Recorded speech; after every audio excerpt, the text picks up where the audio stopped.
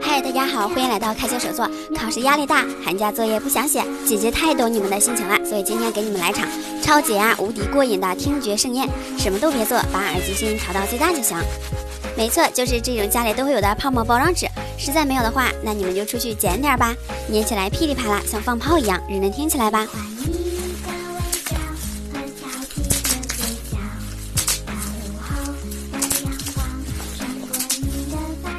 折起来粘，再给你们听个连环炮。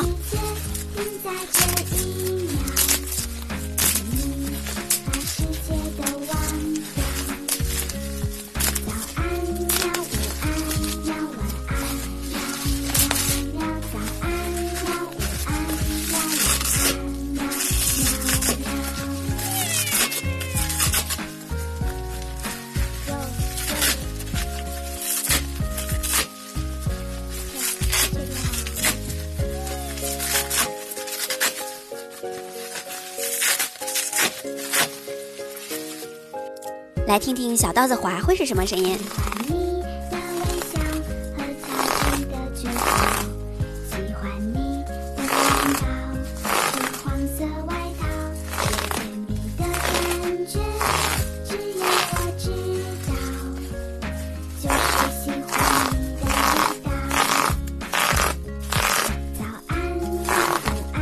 怎么样，够刺激不？就是手都有点酸了。